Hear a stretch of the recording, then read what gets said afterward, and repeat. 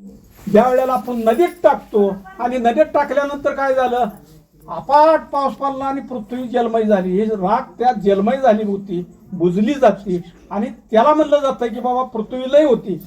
पृथ्वी लय झाली याला तुम्ही आम्ही बघायला नाही. मग लय झालं काय, हे शरीर रूपी जग लय झालं.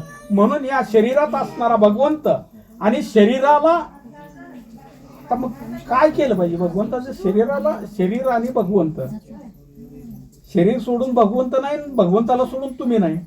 मग भगवंताला ओळखायचं कसं, ओळखायचं कसं तुम्ही म्हणसाल. मग त्या भगवंताला ओळखण्यासाठी गुरु केला पाहिजे, त्याच्यासाठी तीर्थयात्रा केली पाहिजे, त्याच्यासाठी कुठंतरी महात्म्याला एखाद्या शरण गेलं पाहिजे.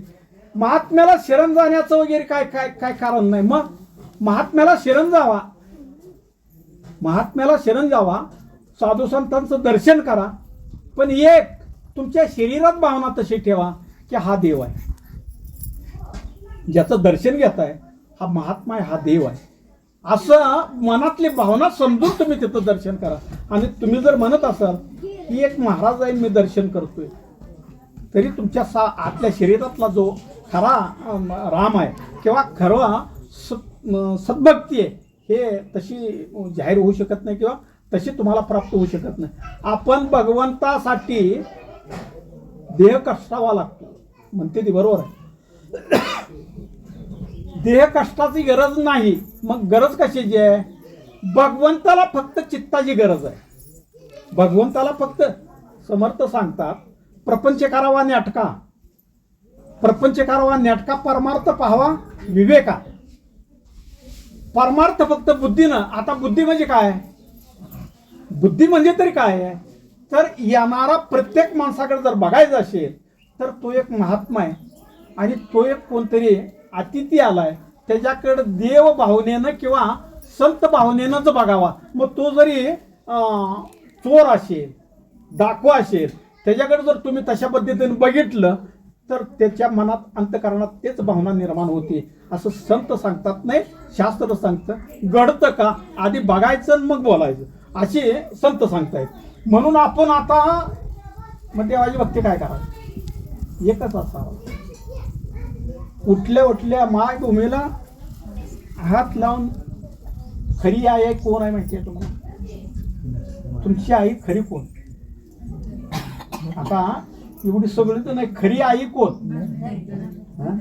कशी काय, कशी काय सांगा ना, कशी काय. संरक्षण तिच्यापासूनच आहे आपण. त्या आईपासून, ह्या आईनं संरक्षण केलं नाही, नाही आधी तिनं केलं नाही.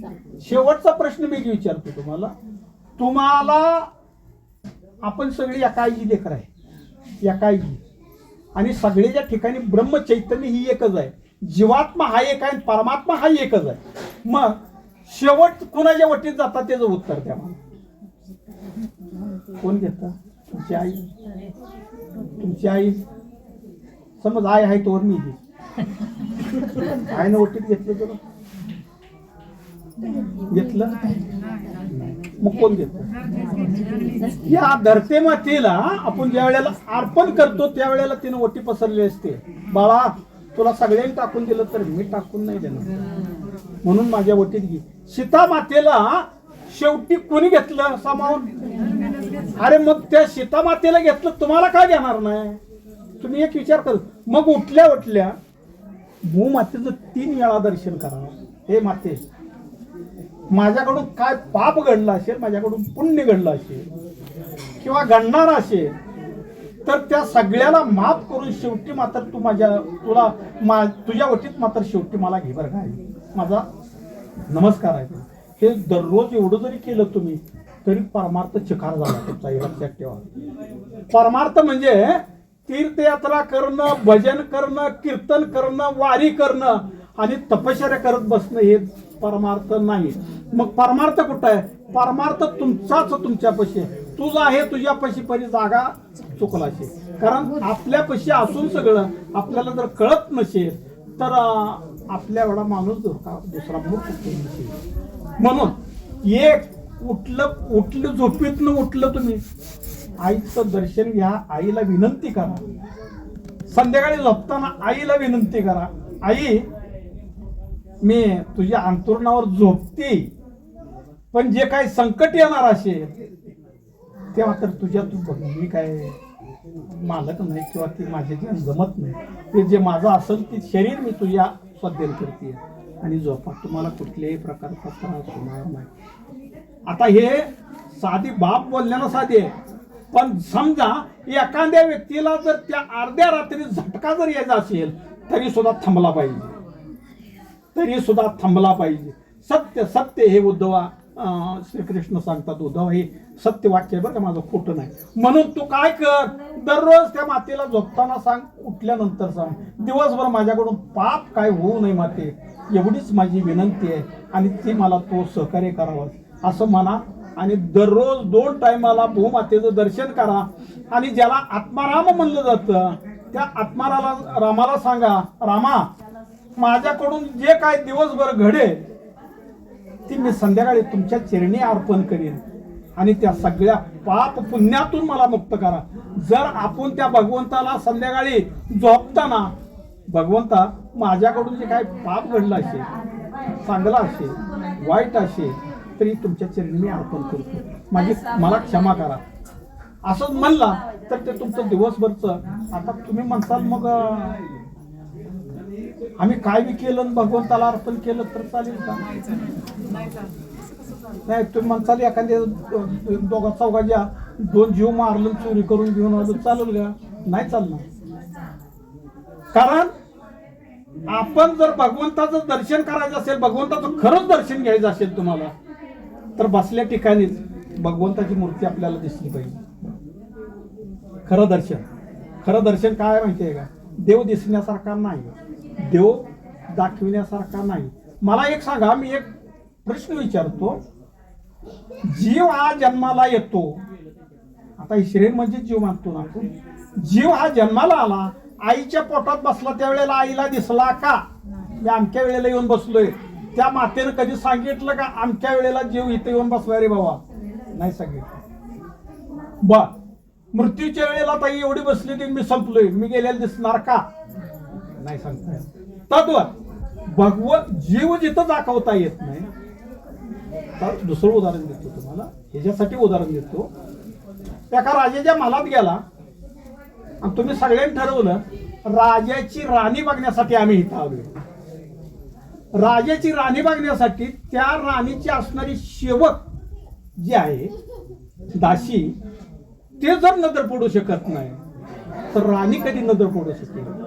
राजाचा दास दिसतोय नजर पडू शकत नाही, राजा कधी दिसू शकेल? तसं भगवंत हा राजा आहे आणि जीव हा दास आहे. तो दास जर तुम्हाला दिसत नाही तर मग त्या दासाचा असणारा राजा कसा काय दिसू शकेल? हे तद्वत, हे उदाहरण काय दिलं तर भगवंत हा न दिसण्यासारखा आहे. भगवंत आला आणि गेला हे सगळं खोट आहे. एक उदाहरण देतो तुम्हाला. बाळूमामा आला जन्माला, बाळूमामा होता तोपर्यंत त्याला कोणी विचारलं? देव म्हणून ठामपणे देव म्हणून त्याला कोणी जाणलं नाही जाणलं. पण बाळूमामाचं कर्तृत्व कधी नजर पडलं तर ते होऊन गेल्यानंतर पडलं.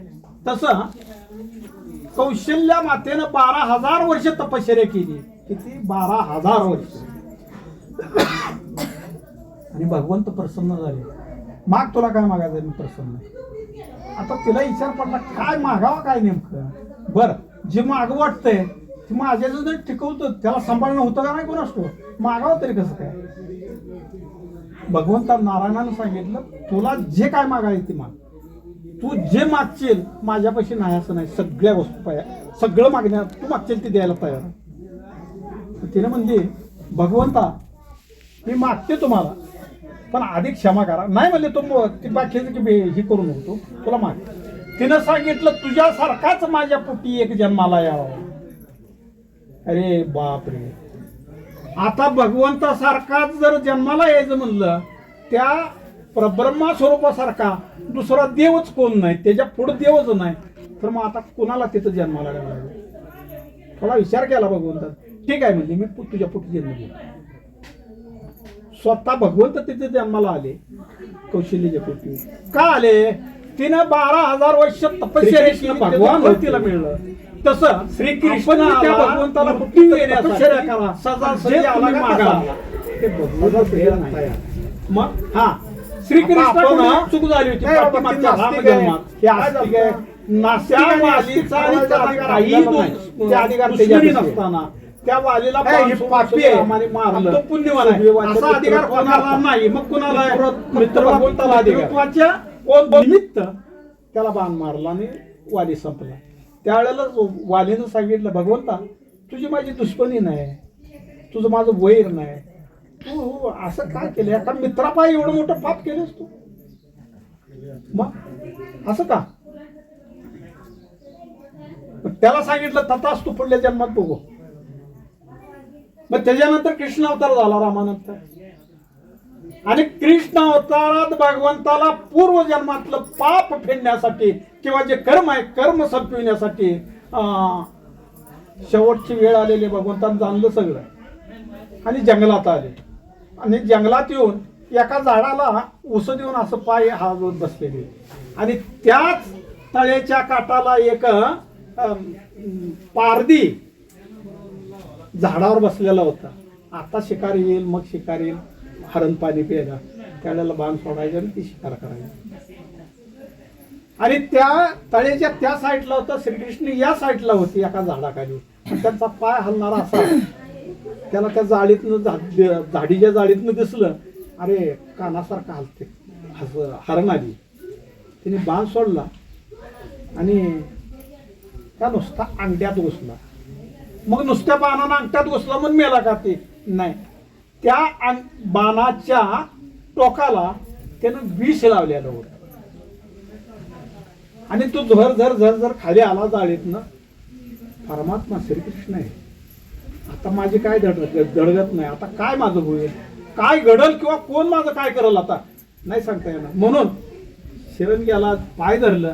भगवंता माझ्याकडून अपराध झाला, कारण तो ओक्सू बोक्सू रडतोय.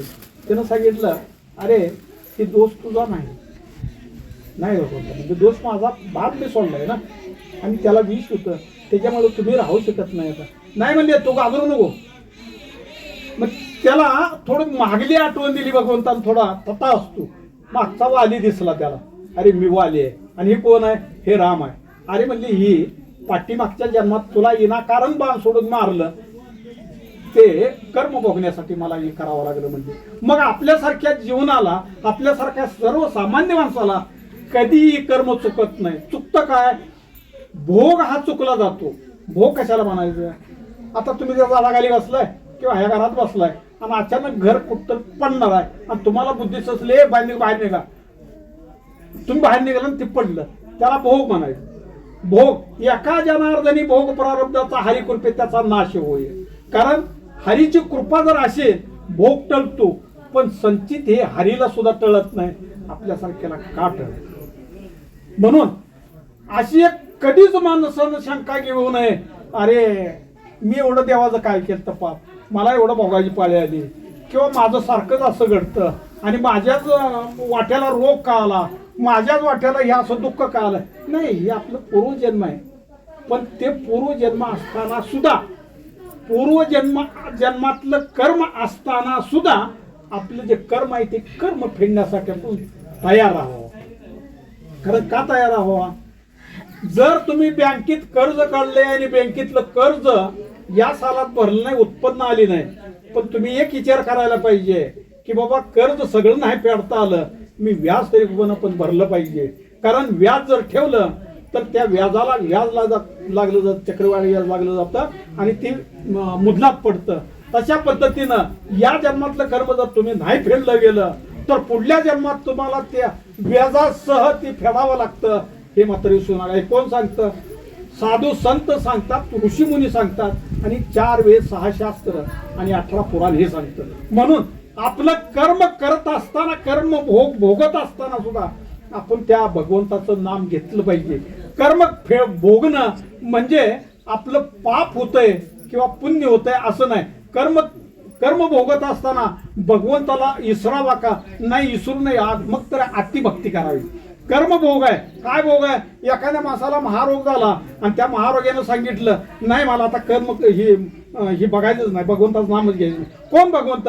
अरे मी आयुष्यात मी पाप केलं नाही आणि भक्ती करतोय आणि मला महारोग झाला, कशासाठी तुझी भक्ती करू? अरे बेट्या, हे पूर्वजन्मातला इतिहास आहे तुझा, आताचा कुठं आहे? जर तू आता भगवंताची भक्ती जर नाही केलीस तर तुला ती व्याजासह पुढल्या जन्मात भोगावं लागणार आहे. मग किती जन्म येतील नाही सांगता येणार. जर समजा आपल्याला भक्ती करत असताना सुद्धा 60 जन्मापर्यंत भगवंताची भक्ती करून शेवटी उद्धार होतो. लगी एका जन्मात उद्धार होणं एवढं सोपं नाही. पुढल्या या पापाकड कोण बोलतो? पापाचा महाचिरा आणि पुण्याचा चाराचुरा.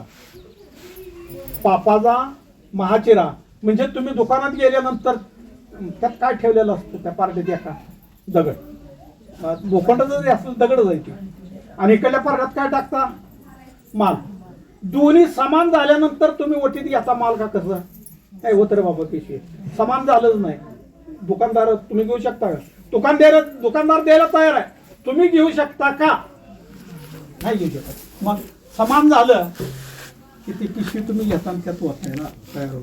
तसं पापाचा महाचिरा, या जन्माला येण्यासाठी पापाचा महाचिरा आणि पुण्याचा चारा चुरा गोळा करून पारड समतोल झालं म्हणजे मानव देह प्राप्त झाला. पण एवढा पापाचा चारा चुरा गोळा करून आपण पुण्याचा चारा चुरा गोळा करून जर जन्माला आलो असेल पुण्याचा, तर या जन्मात सजासजी भगवंताच्या भक्तीला माणूस लागू शकत नाही. तरी सुद्धा जर आपल्याला त्या भगवंताकडून काय आपल्याला हवंच असेल तर भगवंताचं नाम घेत राहावं, आल्या गेलेल्याची सेवा करावी. आल्या गेलेलं पाणी नसलं तर तुम्हाला अन्न देता नाही झालं, निदान तांब्यावर पाणी तर द्यावं. आणि ते कोण आहे?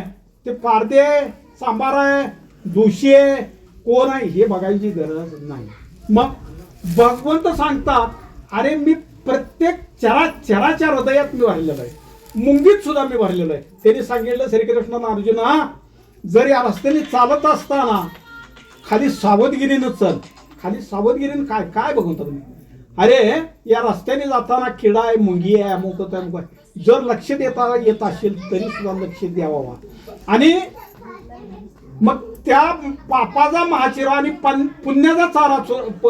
पुण्याचा चिरा आणि पापाचा चारा चुरा असा जर जीव जन्माला आला असेल, तो जीव सजासजी भक्ती मार्गाला लागतो.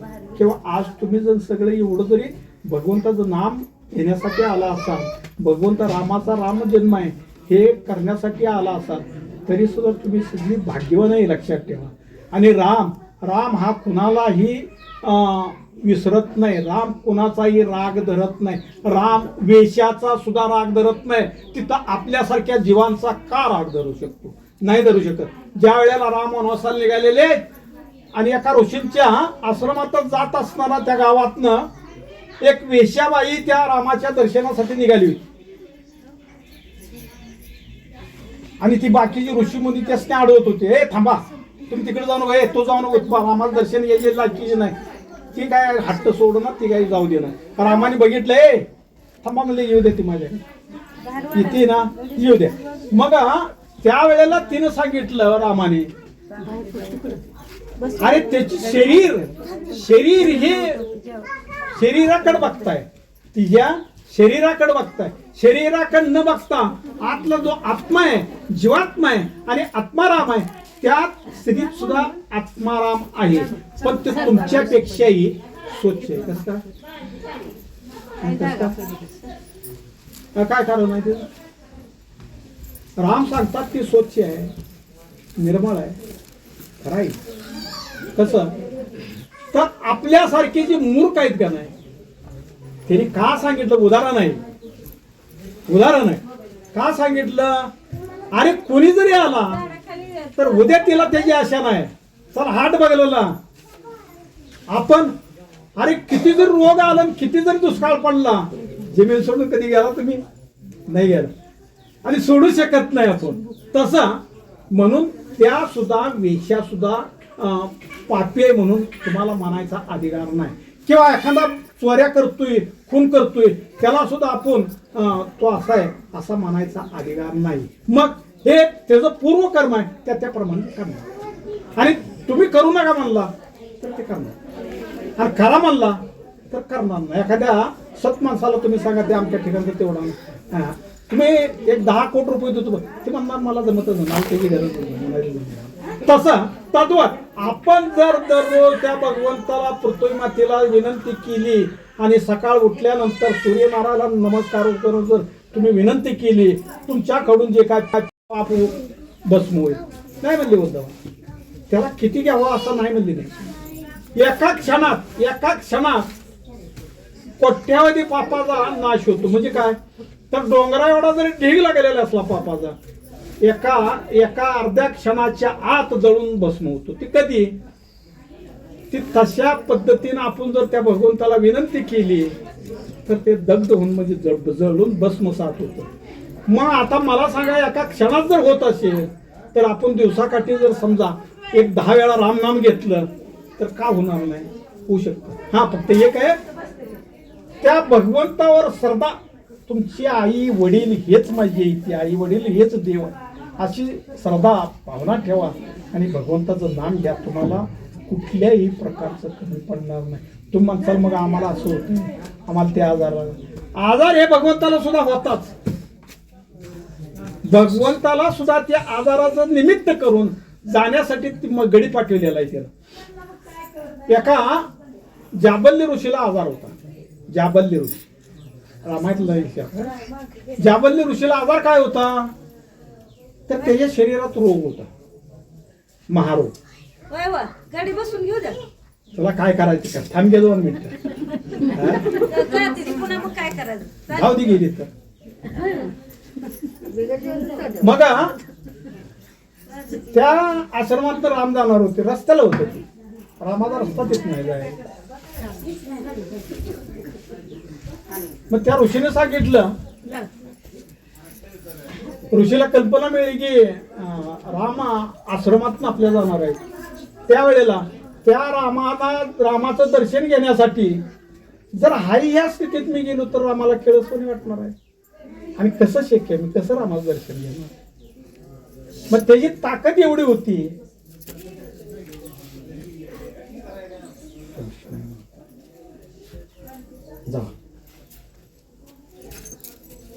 त्या ऋषीची ताकद एवढी होती की त्या शरीरातला रोग काढून बगलाला ठेवण्याची ताकद होती. त्यानं काय केलं, आलेत राम जवळ आले, त्या आतला शरीरातला रोग काढला आणि एका डालग्याखाली झाकून ठेवला. रामाला सिंहासन टाकले, राम बसले आणि ते डालगं असं लुटू हलायला, कारण डालगे बारकच असणार. रामाने बघितलं, राम हसाई द्यायकडे, हे काय हलते, ऋषी आहे. मग काय जनावर पाळले, काय काय कोंबडी पाळली, काय काय काय ऋषी आहे. मग ते हसायचे. लक्ष्मण का दादा का हसताय तुम्ही? अरे लक्ष्मणा, ते देयाखाली का हलते काय माहिती नाही. मग त्या ऋषीनं विचारलं, महाराज त्या दालग्याखाली काय कोण? त्याला माहिती झालं, रामाला माहिती नाही. विचारा काय पण काय करू देतात. महाराज म्हणले, रामा मी माझ्या शरीरातला रोग मी काढून तिथं ठेवलाय, कारण तुमचं या त्या अवस्थेत दर्शन घेणं हे किळसवाने तुम्हाला वाटेल म्हणून मी ते केलं. मग हसले आणि म्हणले, मग ते तुमचा रोग मुक्त करू का तुम्हाला? रोग तुमच्यात राहणारच नाही, विषय संपून टाकतो.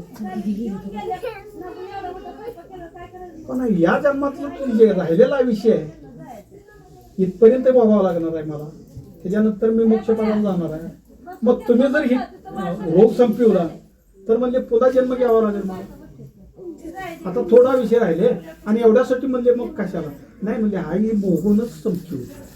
मग आपल्यासारख्याला वाटतं आपल्याला असं झालं, मला अमकं झालं, त्याला वाटतं बाबा त्या तमक्यानं तसं केलं. नाही, हे खोटा आहे. याला पूर्वजन्मातले इतिहास असतात, त्याप्रमाणे घडत असतं. म्हणून भगवंतानं तुमच्याकडे वाकडी दृष्टी केली असं म्हणता येत नाही. कारण भगवंतानं जर तुमच्याकडे वाकडी नजर केली तर तुम्ही या जगात नसता. कारण भगवंतच येत आहे, तर आतल्यात कोणाकडे नजर करेल. म्हणून एक लक्षात घ्या, प्रकृती. आता राम कोण तुम्हाला सांगतो, तुम्ही रामला ओळखायला. प्रकृती वबे आहे, रामायणातली वबे. प्रकृती सीता, शरीर हे सीता आहे, प्रकृती सीता, जीव ब्रह्म राम. या दुहीची करी जो ऐक्यता ती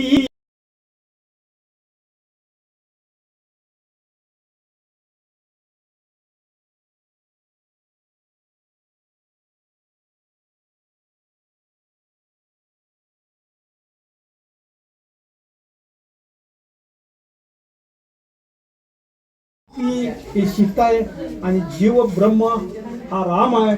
या भावनेनं विचार करावा आणि विचार करून त्या भगवंताबद्दलचं फक्त ध्यान असावा.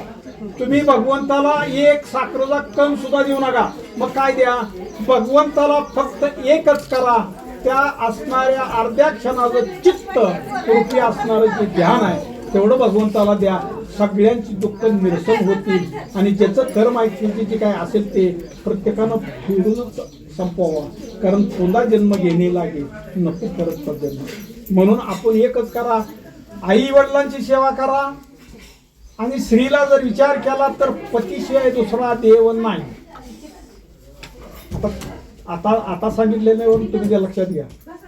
जीव ब्रह्म राम आणि प्रकृती सीता. तुम्ही कुठल्या आहे ना पतीची सेवा करताय, त्या शरीरानं शरीरानंच करताय ना, तेच जीव आहे ना तुमचं. अरे पती किती जरी गुन्हेगार असला तरी त्याच्या एवढा तुम्हाला ही करता येईल. म्हणून स्त्रीनं अगोदर पतीची सेवा करावी, पतीचं सगळं हे करावा आणि नंतर बाहेरचं काय असेल ते बघावा. कारण पतीसारखा देव नाही. आणि तुम्ही काही जरी केलं तर पती हा पतीच असतो. कारण जीवात्मा हा पती आहे आणि शरीर हे सीता आहे. मग तिचं संरक्षण करणं हे काम पतीचं असते आणि ह्या शरीराचं संरक्षण करणं हे पतीचं काम आहे. भगवंतच करतो, जीव आत्माच करतोय, लक्षात ठेवा. मी महाराज नाही कीर्तन सांगत नाही का प्रवचन सांगत नाही. मला वाटलं तेवढं सांगतोय आणि मी माझं संपवतोय प्रवचन. जय श्रीराम, जय श्रीराम, श्रीराम, जय श्रीराम, जय श्रीराम, जय श्रीराम. झाला